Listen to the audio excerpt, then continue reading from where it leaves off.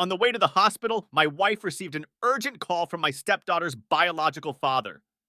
Instead of helping me, she kicked me out of the car despite my pain and told me to figure things out on my own. Later that evening, when she returned home, my stepdaughter made a major announcement, and now I'm being painted as the bad guy who supposedly manipulated her. 3 days ago, I, a 41-year-old man, injured my wrist in an accident. It wasn't severe, just a sprain. But at the time, the pain was intense. Only my wife, Mia, who's 45, was home with me. I asked her to take me to the nearby ER to get my wrist checked, as I feared it might be fractured. Initially, Mia was dismissive, telling me it was nothing serious and that some ice would fix it. I insisted because I didn't want to take any chances, and after some convincing, she reluctantly agreed to drive me. However, halfway to the ER, she received a phone call from her ex-partner. She immediately asked me to get out of the car, saying she had an emergency to handle. We were only a couple of minutes from the hospital, so I pleaded with her to at least drop me off before leaving, but she refused. She made me get out, leaving me to handle the situation myself. Despite the pain, I walked the rest of the way, which took 15 minutes on foot in the heat, far longer than the 2 minutes it would have taken by car.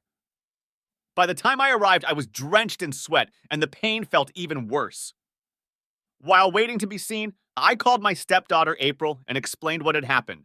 Within 20 minutes, she arrived at the ER and drove me home after my visit. April, who's 22, is Mia's daughter from her previous relationship with her ex, Eric, 44. She and I have a very close bond. She calls me Dad because I've been raising her since she was 7. Mia and Eric split when April was 4, and Eric's relationship with his daughter has been weak ever since. April was furious that Mia had abandoned me in pain and made me walk to the hospital. Even after finding out my injury was only a sprain, she maintained that there was no excuse for how her mother had acted. I didn't try to defend Mia because, frankly, I was upset with her too. When we got home, my wrist was placed in a splint, which I'll need to wear for 3 to 4 weeks. It was clear my injury wasn't as minor as Mia had claimed. April stayed to help me out, but I could tell she was troubled. That evening, when Mia finally returned, April made an announcement that changed everything. April gathered us, me, Mia, and my twin daughters, 15, in the living room. She announced that her great-uncle's lawyer had recently contacted her about a significant inheritance he had left her. For context, this great-uncle was on Mia's side of the family, and he and April shared many interests, making them very close. He had passed away recently, and while we expected him to leave something for April, the amount he left was far beyond what anyone had imagined. We were all happy for her, and I was about to congratulate her when she continued with her announcement. April revealed that she had been considering sharing her inheritance with both Mia and me. However, after witnessing Mia's behavior over the past few weeks and how she had treated me that day, April decided she would split the inheritance with me alone. She explained that she no longer felt her mother was treating the family fairly. This revelation didn't come as a total shock. Eric had returned to the area a few months ago, and he and Mia had started reconnecting as friends. This was supposedly to help Eric spend more time with April. However, April had little interest in rekindling a relationship with her biological father. They had never been close, largely due to Eric's priorities. After their breakup, Eric's demanding career meant he visited April only occasionally, sometimes disappearing for months at a time. As a result, their bond deteriorated. When Mia and I got together, April began to see me as her father. I embraced the role wholeheartedly, and April reciprocated, treating me as her dad. In contrast, Eric had tried to build a relationship with her on his own terms, but his inconsistent efforts backfired. Now that she's an adult, she has no patience for his attempts to reconnect, and I can't say I blame her. He had plenty of opportunities to be there for her, but chose not to. Eric's recent attempts to re-enter April's life were swiftly shut down. She's firmly established in her ways, and his renewed interest feels too little, too late. April has every reason to feel the way she does. When he had the time and chances to be a father, he chose convenience over commitment. Eric prioritized his career and personal ambitions over his daughter, which explains why this situation isn't entirely surprising now. That's why he turned to Mia, trying to use her to rebuild his relationship with April, essentially asking her to act as a mediator. That's how it started. Or at least that's what I was told. However, recently, Mia has shifted much of her focus from our family to Eric. We've had discussions about this. I'm not an overly insecure person, but her growing closeness with him has started to bother me. Both Mia and Eric work in the same field and have been talking about starting a business together. She's repeatedly assured me their interactions are strictly professional and platonic. Still, the fact that she goes to his house twice a week doesn't sit well with me. This issue has caused frequent arguments between us, and I haven't been able to get past her behavior, especially after she left me on my way to the hospital. So when April announced she would be splitting her inheritance with only me, excluding Mia, the atmosphere turned tense. Mia immediately stood up and began accusing me of manipulating her daughter against her and Eric. Instead of addressing April, who had made this decision on her own, Mia focused all her anger on me. She started yelling, claiming I was overreacting and being irrationally jealous. She insisted that the reason she left me that day was because of a business emergency. Eric had called about a potential investor. Mia dismissed my injury, saying it wasn't as bad as I was making it out to be. She accused me of exaggerating my pain to gain April's sympathy and paint her as the villain. At first, I was stunned by her words, but when she said I might have replaced Eric as April's father but would never replace her, I finally snapped. I told her that she was the one acting irresponsibly, and if she thought I was overreacting about her spending so much time at her ex-house, then something was wrong with her. I added that most people in my position would have already left her and that I was underreacting because I trusted her. But now I didn't think she deserved my trust anymore. I told her that her priorities had clearly shifted and that her family no longer seemed to matter to her. It was all about Eric now. I explained that at this point, it didn't even matter whether their frequent meetings were about business, April, or something more intimate, because I was done.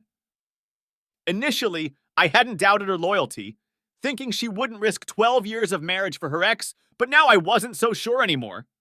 I wasn't so sure. When I implied she might be having an affair, Mia became even more defensive, and the argument escalated. We ended up screaming at each other until April had to step in and separate us to de-escalate the situation. After the fight, Mia stormed out of the house and didn't return until late that night. When she did come back, she only grabbed a few things from the bedroom without saying a word to me. She told April she was going to stay with a friend for a few days and left again. 3 days have passed since then, and I feel awful about the fight. April has stayed with me during this time, working from home to help out because I would otherwise be alone until the twins return in the evening after their extracurricular activities. She hasn't complained and seems happy to be here, but I feel guilty for burdening her with the responsibility of taking care of me. This should be Mia's role, not hers. I hate that April has had to put her life on hold because of this situation. I can't help but feel that if I had managed to stay calm during our argument, maybe we could have resolved things before they got so out of hand. April has repeatedly told me not to blame myself, insisting that her mother is the one who created this mess and that I've been far more patient with Mia than most people would have been. Still, I can't shake the feeling that this is my fault, for losing my temper and for letting Mia's recent behavior push me to this breaking point. Edit.